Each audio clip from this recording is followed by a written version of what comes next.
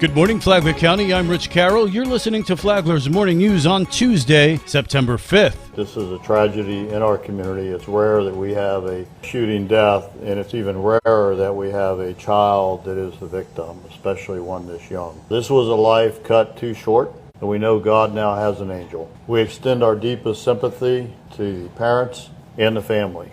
A heartbreaking incident unfolded in Palm Coast over the weekend as an 18-month-old child lost her life in a shooting incident during the late hours of September 3rd. Flagler County Sheriff Rick Staley held a press conference yesterday to address the tragedy. On Sunday, September 3rd at about 11:45 p.m., our communications center received a 911 call indicating a child had been shot inside the home located at 2 Randwood Lane in Palm Coast. When deputies arrived, there were 8 people in the home at the time of the shooting. We do have a person of interest, but we are still investigating all persons in the home, so no one has been ruled out. The biological mother was present. The biological father was not. The victim was an 18-month-old female. Upon arriving to the scene, deputies and firefighter rescue performed life-saving measures, hoping to save the child's life. She was transported to Advent Health Palm Coast, the south, and sadly she was pronounced deceased upon arrival. The gun used is known as an American Tactical Multi-Caliber Assault Pistol, not a rifle, but a pistol. We are working with the FDLE crime scene investigators and the State Attorney's Office Homicide Investigation Unit to complete this investigation. During the investigation inside the home, we seized 420 grams of marijuana and 11 grams of a white powdery substance that we believe is either cocaine or heroin. A person of interest was arrested on an unrelated charge. This is an ongoing investigation and we'll have more details as they become available. This local news is a service of Flagler County's Toyota dealer, Beaver Toyota US 1 St. Augustine, here to wow you. Flagler County Emergency Management had scarcely returned the Emergency Operations Center to its normal activation level on Wednesday, August 30th, when Director Jonathan Lord and Emergency Management Planner Neelan Joseph headed out to Madison County to assist with their recovery efforts. Director Jonathan Lord. Supporting disaster logistics and helping them get the supplies they need for there. It looks like the eye passed through, or if not very close to Madison County. They definitely had hurricane force winds in the county for a period of time. Right now, we're a couple days into it, and they are still 100% without electricity. Madison County, with a population of about 18,000, is in the north-central portion of Florida and borders Georgia to the north. It was the childhood home of Ray Charles. For Flagler's Morning News, I'm Karen Johnson.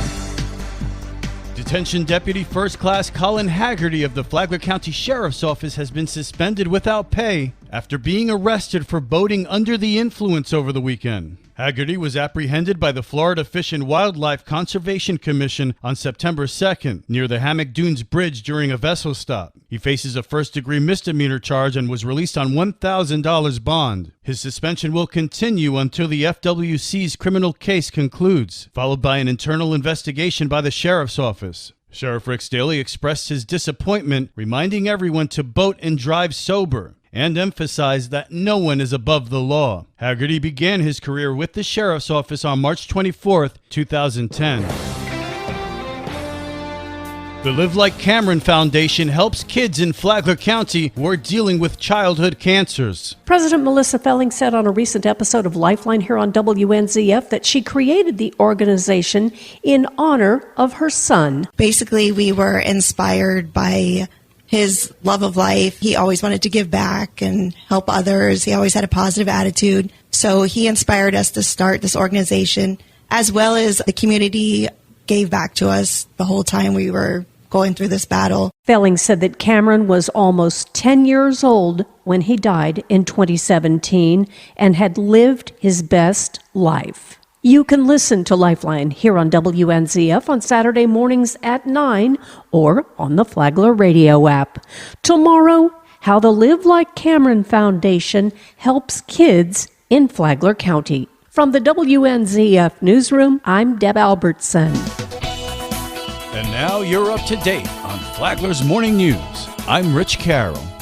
And now, Mike Licio with your WNZF local sports update. Rich Carroll and I were on the road again Friday night for the WNZF Game of the Week. The Matanzas Pirates were in St. Augustine to take on the Tocoi Creek Toros. Toros QB Ryan Kilmer struck first with a 19-yard touchdown pass to Julio Santiago in the first quarter. Down 6-0 in the first, Landon Grover got the Pirates on the board. Landon Grover setting up for a very long 54-yard field goal attempt. It's a low snap, kick is on its way, and it is good! Oh! A 54-yard field goal from Landon Grover. He nailed it. Grover's record breaker made it 6-3. 90 seconds later, Braden Russell gave the Pirates the lead. Matanzas showing blitz. They bring it right up the middle. Pass is tipped and intercepted. He's going to take it all the way to the house. Kilmer and Santiago linked up again, this time for a 21-yard touchdown, and Tocoi led 14-9 to end the first quarter. That score would be unchanged into the fourth.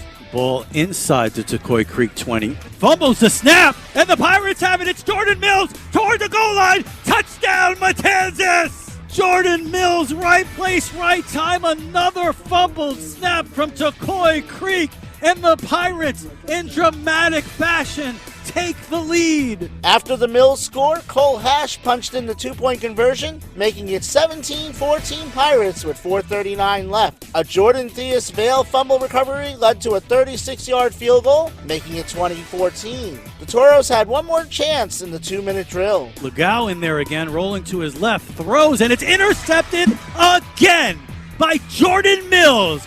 Mama, there goes that man again.